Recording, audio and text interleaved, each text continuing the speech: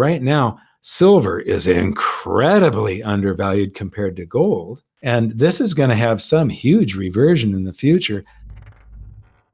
Goldsilver.com. Price match guarantee. Free shipping. Global storage options. Phenomenal customer service. Get the best-selling book, Guide to Investing in Gold and Silver, for free at goldsilver.com. We talked about gold and silver just now. I discovered how undervalued silver was compared to gold back in April of 2003 and started buying a lot of silver at $4.30. And here, the next chart on page 39, you've got the gold-silver ratio inverted, which is actually the silver-gold ratio. Mhm. I never express it as the silver-gold ratio because then you end up with these numbers that are fractions, and it's harder for people to understand. It's easier to have whole numbers of, we've got numbers ranging from 30 to 90 than 0 point something or other. So you've got the S&P 500, and then you've taken the silver-gold ratio and plotted over the top of it. And tremendous correlation from 1990 until 2011, when silver ran up and did a peak, and it hit $48 in April of 2011. And the gold-silver ratio, which is the whole numbers, you can see that it was in the 70s on this chart back in 2008, and it fell all the way to 30. And that's the point where it became out of sync. And it's like an absolute reverse correlation to the stock markets today. And I don't understand what would have caused this except QE and possible faith in the Fed. But right now, silver is incredibly undervalued compared to gold, being in the 80s, and it was up in the 90s for several weeks there, where it's 1/90th of silver's value is 1/90th of gold's value. In other words, it takes 90 ounces of silver to buy 1 ounce of gold, which is insane. For a couple thousand years, the average is around 13 to 1, 15, 12 to 1, and then 15 to 1 when we developed central banking and had pegs and stuff for the past 300 years. And then it's been as out of whack as 100 to 1 in just the past century and a quarter or century and a half. And this is going to have some huge reversion in the future. But what do you think the reason is for it being so highly correlated until 2011 and so uncorrelated today? It's almost a reverse correlation. Well, our idea is that, in previous economic cycles, reflation was achieved by expanding credit. And then at some point, 2012, 2013, it might have broken down. So actually, the Federal Reserve and other central banks, they tried to achieve the reflation by buying securities, which only led to asset price inflation, but no price inflation yet.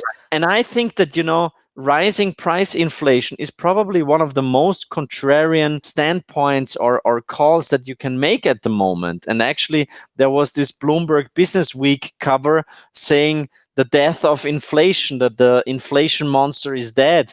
And normally that's a very good and reliable contrarian indicator. So from my point of view, based on Murray Rothbard, basically, he said, first, there's monetary inflation, then there is asset price inflation, and the third stage only is price inflation.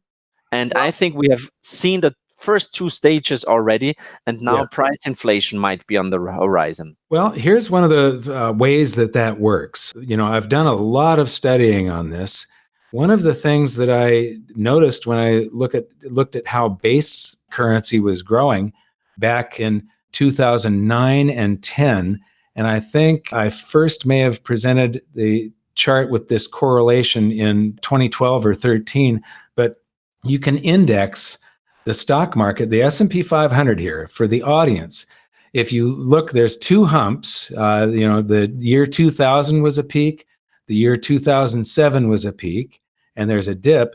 And then at that dip, that's when Ben Bernanke did quantitative easing.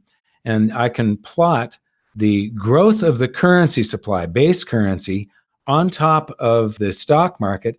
And from December of 2008 until December of 2015, they're almost exactly on top of each other. And the reason that you have asset price inflation first is because in order to create a dollar, the Federal Reserve has to print that dollar, and then they have to buy something to get it into the economy. And they're very limited as far as the scope of what they can legally buy. Historically, it's usually been US Treasury debt. So they're buying our national debt with currency that they counterfeited, and then we have to pay taxes in the future to pay it back. But the people that have that debt, that have US Treasury bonds in stock, ready to be sold, are the big brokerage houses. They're the primary dealers that are allowed to show up at the Treasury auction. I believe there's 28 of them. But it's the largest banks and brokerage houses on the planet that are the bidders at the Treasury auction. And they print, so the Fed prints these dollars, buys them from that broker dealer, the big brokerage houses, but it lifts the stock market so much that the correlation from December of 2008 to December of 2015 is 0.976. It's 97.6% of the time when base currency goes up, the stock market goes up by the same exact percentage. That's proof that these things have to be linked. So the asset price inflation does come first because it's a direct consequence of the currency creation. Another thing that this does, it creates this wealth disparity that is causing all the resentment in society and causing a breakdown of our society in the West here, where you've got this sort of infighting between the middle class and the poor, accusing the rich of like stealing all the wealth. Well, it's the Federal Reserve that's stealing it. They create currency, they buy an asset, the stock market goes up by that same percentage. The currency that they created diluted the currency supply. So it stole purchasing power from the middle class, and it bestows it upon the rich by directly lifting the stock market. And if Jeff Bezos owns 16% of Amazon, he goes from having $30 billion to having $130 billion directly because of this mechanism. He shouldn't be worth $130 billion. He deserves the reward for creating the biggest shopping center in the world, Amazon.com. He deserves the reward for sir, I buy a lot on Amazon. I mean, my Amazon bill is probably $4,000 a month. But he doesn't deserve all the excess currency that this rise from 2008 to 2015 in the stock market.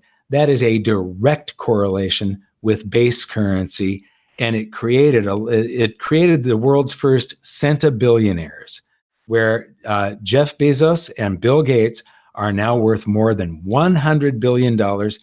And it was a reverse Robin Hood effect, where the Federal Reserve was stealing from the middle class and the poor and bestowing that wealth upon the rich. It is their wealth that was transferred, and it causes this resentment and the disintegration. There's no more harmony in our society here. It's the middle class and the poor against the rich at this point, and it's causing the whole political system to have all of this infighting. It's really horrible to see what's going on, and people don't recognize that it is not the fault of the wealthy. It's the fault of the world's central banks. Yeah, I couldn't agree more. I mean, do you remember the Occupy Wall Street movement a couple of years ago? I think it was 9 or 10 years ago. You know, now the next recession, the next crisis, by definition, will happen with income and especially wealth disparities at their highest level ever. So from my point of view, the unrest will probably be a bit more forceful than the very well-behaved and peaceful Occupy Wall Street movement 10 years ago. And this is definitely something that concerns me. And therefore, it's also important to show that the root cause for most of the problems that we are discussing nowadays, only on the surface, the root cause is in our monetary system. Yes, absolutely. You know, one of the things I want to close out this section But one of the things that I want to let people know is that, there's this myth that the rich get richer and the poor get poorer, and nothing could be further from the truth. That is absolutely wrong. Everybody is getting richer. The problem is that the richest people are getting richer the fastest at a blazing rate, because small amounts of wealth are being stolen from billions of people. It's being transferred from the middle class and the poor to the wealthy. But if you look, I've just been reading the Credit Suisse Wealth Report that just came out a few days ago, and I keep up on this. And other than people that are trapped, like in the United States, we've got something called the welfare trap, where they get on all of these different government programs, and they find that if they go out on a job interview, that if they take the job, they're actually going to lose. They're getting paid more to sit on the couch and watch TV and go out on a job interview once in a while, but never actually take a job, because if they do, they're going to be a lot worse off economically. So there's the welfare trap. Those people aren't really going anywhere. But everybody else, their income is rising. The number of hours that they have to work to accumulate the same amount of stuff is going down. So the value of their labor is actually rising, and people don't realize this. And this is all provable stuff. You can go to the Federal Reserve and download the data. You can go to the IMF and download the data. It's true. Across the world, pretty much everybody is getting wealthier. It's just that there's a greater and greater wealth disparity because of the economic system, the way the monetary system works. So with that, I've got to wrap this up. And I want to thank you so much for being here, Ronnie. It's been a real pleasure. And so this section is over with. So anything you want to say, Ronnie, at the end of this one? No, it's okay. Quite a pleasure talking to you and discussing our charts. It is really a big treat for me. So thank you very much. So I want to thank everybody for watching. Please go down into the video description, click on Ronnie's link to Incrementum and to the In Gold We Trust report. At least download this executive summary, the chart book. Also, subscribe to our channel, click that little notification bell so that you get the next update in this series. And I want to thank you all for watching. We'll see you next time. goldsilver.com. Price match guarantee. Free shipping. Global storage options. Phenomenal customer service. Get the best-selling book, Guide to Investing in Gold and Silver, for free at goldsilver.com.